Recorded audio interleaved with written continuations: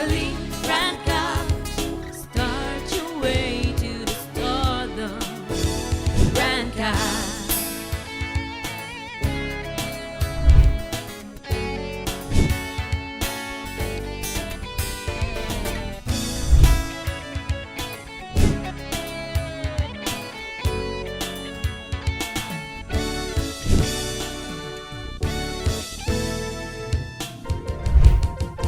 Rank up, a family to me, teaching me the things that I should be. Rank up, be famous and be fab, committed to equality that surprises you and me. Tatak, rank up, galing, rank up, start your way to the stardom. Rank up, a family to me, teaching me the things that I should be. Rank up, be famous and be fab, committed to equality that surprises you and me. Tatak, rank up, galing, rank up, start your way to the stardom. Rank up.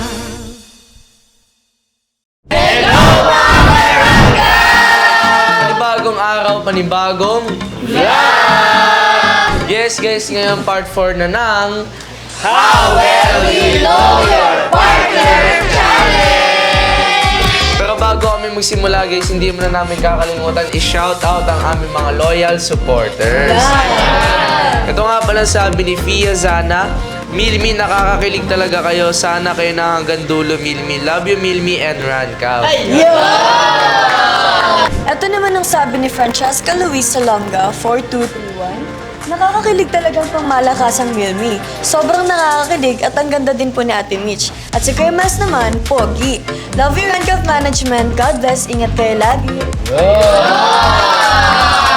At syempre, huwag niyo rin skip ang ads para happy-happy lang. Kaya shoutout kay Loyal Hana fans, ang sabi niya, Hana for the win talaga. Pag boring ako, nanonood lang ako ng Rancav.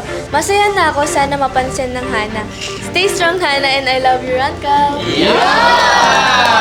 Huwag nyo na rin kalimutan na siya ang mga vlogs namin sa YouTube channel ng Rancav. Kaya shoutout kay Ira Princess-OB8QH. Sabi niya, kakilig talaga ang bigating Hana. Sana Hana na lang forever. Love you, Rancav. Stay safe sa inyong lahat. Thank you so much din po sa patuloy na pagsuporta at panonood ng vlogs namin sa Rancav.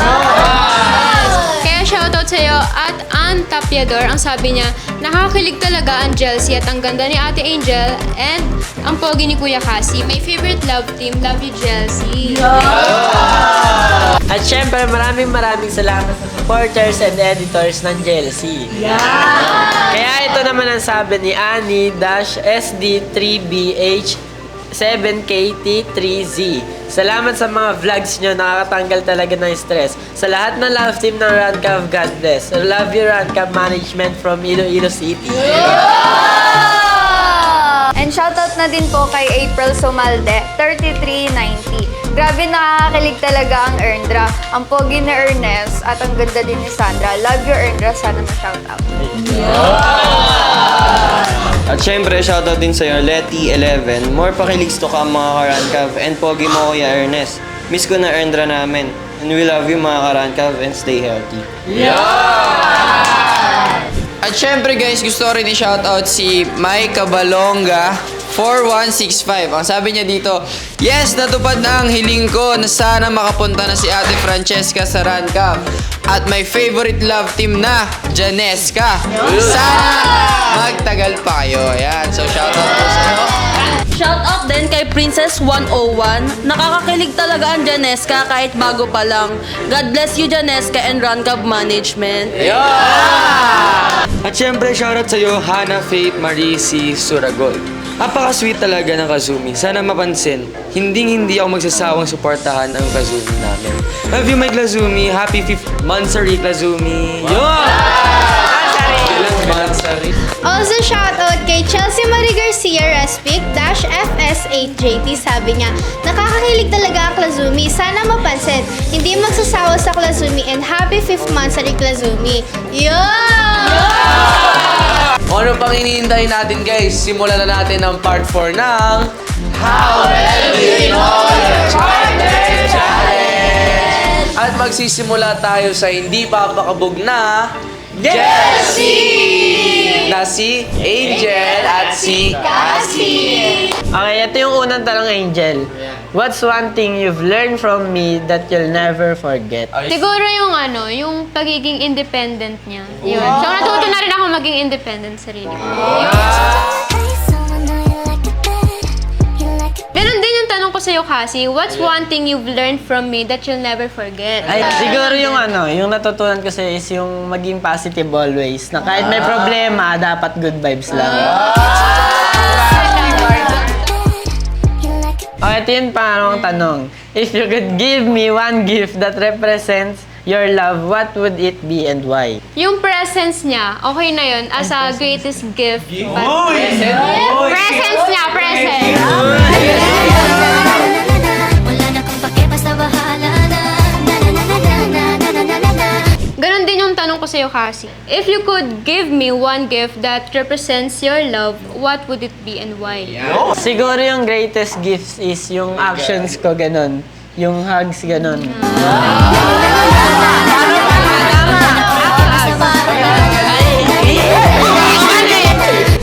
Ito yung last question. What's one thing you admire most about me? Siguro yung pagiging masipag niya. What's one thing you admire most about me? Siguro yung nagustuhan ko is yung pagiging mature niya at yung pagiging seryoso niya. Seryoso, totoo naman. So yun guys, dito na po nagtatapos ang How Well Do You Know Your Partner ng hindi papakabog na Jessie! At ang next naman natin na isasalang ay ang newbie Kazumi! Na si Clark at si Kazumi! Tanong ko sa'yo, Azumi. Okay. What's one thing you've learned from me that you'll never forget? Yung one thing na yun na hindi ko makakalimutan is yung sinabi niya sa akin na hindi mo pwedeng masabi na mahal mo ang isang tao kung hindi mo mahal ang sarili mo. Kasi kailangan mo muna mahalin yung sarili mo. Kaya nga nung sinabi niya sa akin yun, sabi ko, buti na lang mahal ko yung sarili ko. Kasi di ba sabi, pwede kang magmahal ng isang tao pag mahal mo yung sarili mo. Kaya Clark, alam mo na. What's one thing you've learned from me that you'll never forget? Is nung sinabi mo sa akin na kahit anong pagsubok, wag na wag kang susuko. Dapat laban ka lang parate. Ang alamang question ko sa'yo, if you could give me one gift that represents your love, what would it be and why? Siguro yung time and understanding na binibigay ko sa'yo.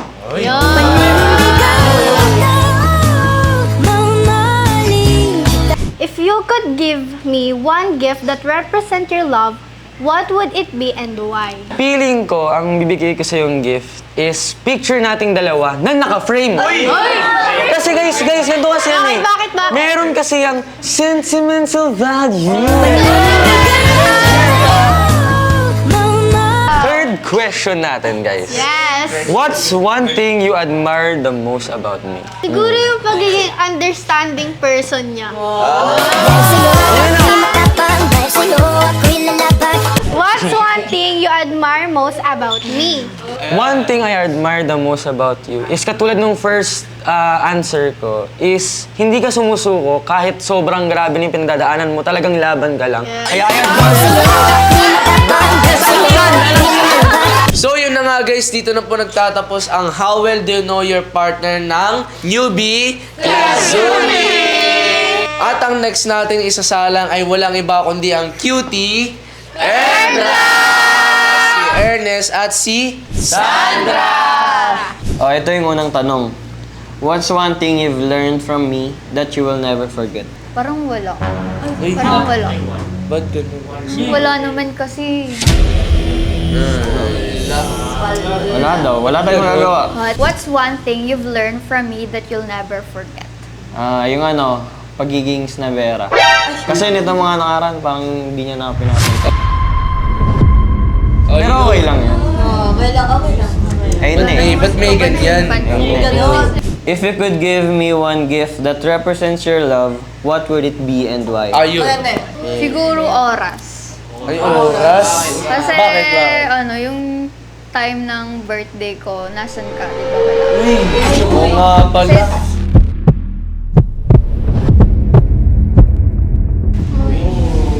Nasan ka nun? Nagpaalam naman ako nun. Sabi ko, nilalagnat ako.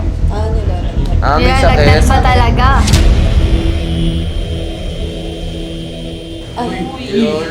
Ano to, wait lang. May nakita kasi ako sa story mo nun. Patay tayo dyan. Tayo no? May nilalagnat ba na nagaganito? If you could give me one gift that represents your love, what would be it and why? Honesty na lang. Kasi, nung time na babawi ako sa'yo na sabi ko mag-sorry ako, ganito ganyan, wala ka. Sabi mo nasa Cebu ka pero nasa bahay nyo lang pala ikaw na gumagawa ng content. Di ba papi na ako nun eh, pero nagsinungaling ka din eh. Revenge. Ito pangatlong tanong. What's one thing you admire most about me? Dati gusto ko yung ugali mo. Pero lately parang wala na yun. Nagbabago. Bumaba na yung tingin ko sa'yo, parang wala na. What's one thing you admire most about me? Dati, hindi nyo nagustuhan kasi yung pagiging mapait mo sa akin, yung mahalaga, yung pinapasaya mo ako. Pero ngayon, iba na yung binibigay mo sa akin. Sakit na, parang sakit. Hindi na saya.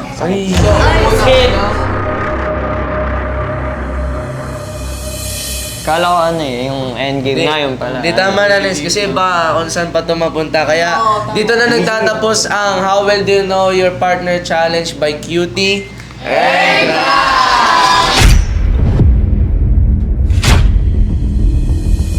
At syempre naman guys, ang next na natin na isasalang ay walang iba kundi ang Janeska! Na si John Michael at si Cheska. What's one thing you've learned from me that you'll never forget? Siguro yung pagiging balance sa buhay. Kasi nung Balancing. nakilala ko siya, natutunan kong mag-balance sa school kahit meron na akong siya.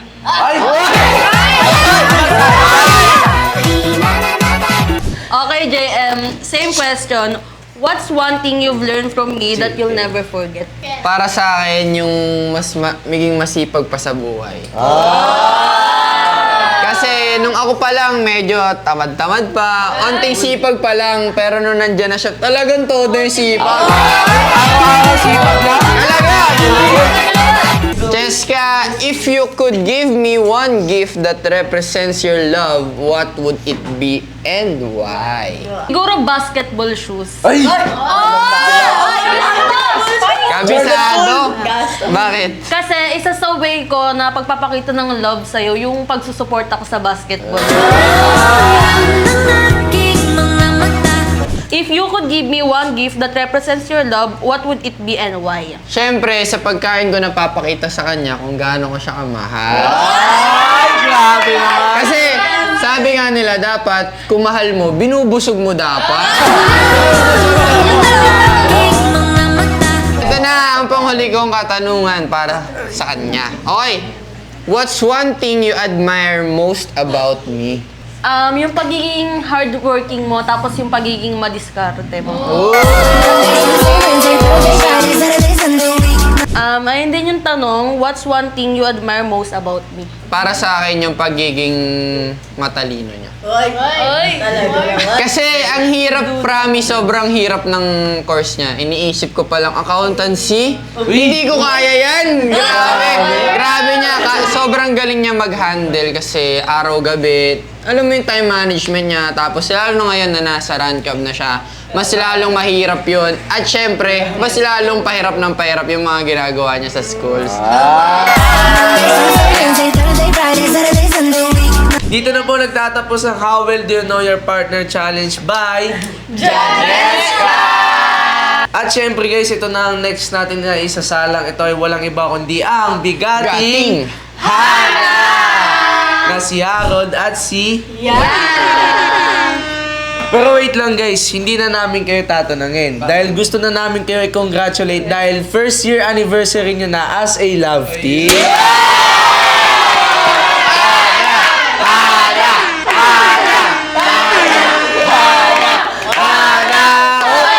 Yana, naalala mo ba noong una tayo nagkita? Talaga.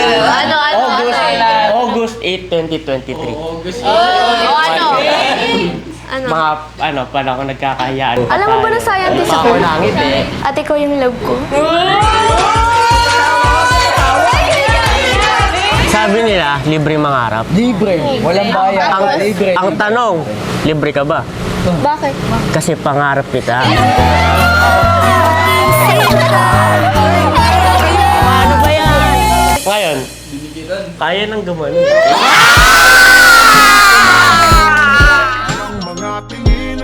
Yung naaalala ko kay Harold, hindi talaga siya nangiti. Nung una ko siyang nakita. Serious person. Ang dami ng banat sa Pilipinas, no? Bakit? Wala tuloy ako maisip na babagay sa'yo kundi ako.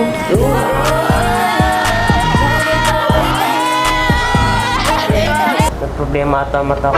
Ay, patay. Ano? Di kasi mahal sa pagkatitig sa'yo.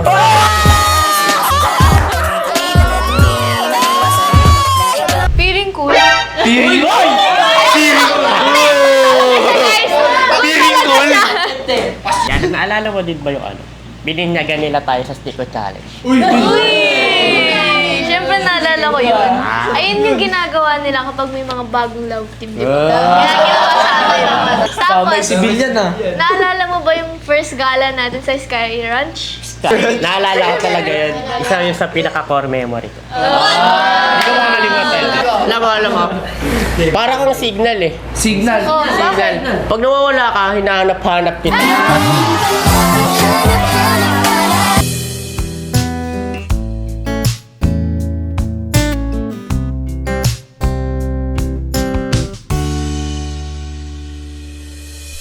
At naalala mo rin ba yung mga TikTok na ilang pa tayo sa isa't isa? Ay! Hiyang-hiya. Ilang na ilang. Ganun pa kami mag-TikTok. Ngayon. Tara TikTok tayo, tabi tayo doon.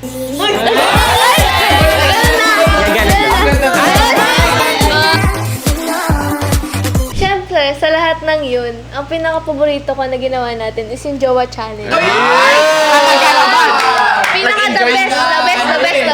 Talaga unforgettable yan. The best.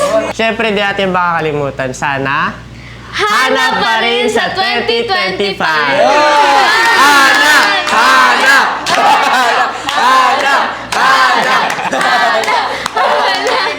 Yan, maraming salamat Hana sa pag-share ng journey nyo as a first year na ng love team. Kaya naman, syempre, ang pinakalas natin na sasalang sa challenge na ito ay walang iba kundi ang pangmalakasang Millie! Na si Miles at si Mitch, what's the one thing you've learned from me that you'll never forget? Siguro yung pagiging happy lang. Kasi si Miles lagi siyang happy kahit may mga problems na dumadaan sa buhay niya. Kaya ayun, parang yun na rin yung natutunan ko sa kanya.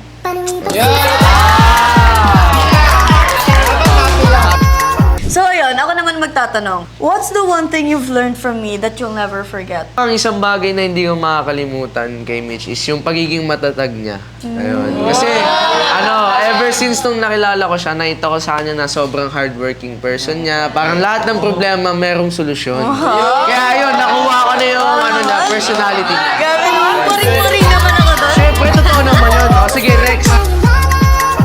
Okay, next question, Mitch. Okay. If you could give me one gift that represents your love, what would it be and why? Siguro, promise ring. Kasi napansin ko, bihira sa babae magbibigay ng promise ring sa lalaki. So, parang bibigyan ko siya nun para ma-represent ko or ma-express ko kung gaano ko siya kamahal. Ay!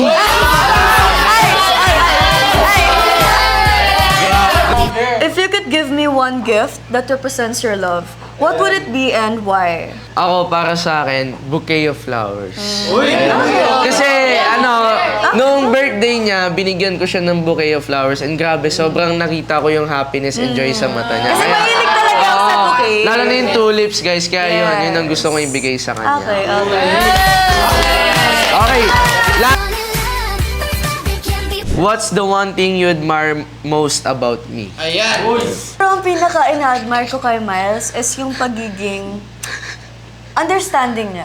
Kahit sa lahat ng sitwasyon, kunwari magkaaway kami, tas ako yung problema, lagi niya ako ina-understand na parang, sige, sorry na lang, ganito. Siyempre, yun. Lagi siya mababa. Intindihin na lang. What's the one thing you admire the most about me? Siguro yung pagiging matured mo, Mitch, yun. Kasi Matured ba ako? Oo, kasi sa aming dalawa, kumbaga parang ako yung baby, tapos siya yung ano. Hindi, kasi kaya niya akong i-handle kasi yung pagiging makulit ko, yung ngayon. Hindi guys, baby ko to eh.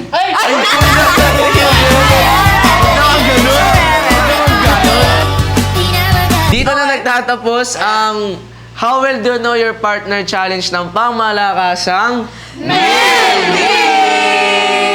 So guys, dito na nagtatapos ang part 4 ng How Well Do You Know Your Partner Challenge! Pero bago kami matapos, hindi muna namin kakalimutan pasalamatan ang aming mga sponsors. Unang-una na po dyan ng UPHSD Molino Campus. At syempre, nagpapasalamat din kami sa nag-aalaga ng aming hair, Arma Salon. At syempre, nagpapasalamat din kami sa nag-aalaga ng aming face and skin, ang DRM Face and Skin Clinic. Located sa Imus at Makati. Thank you so much din po sa lahat ng supporters and editors ng Jelsie. At syempre, maraming salamat sa suporta niyo sa bawat love team.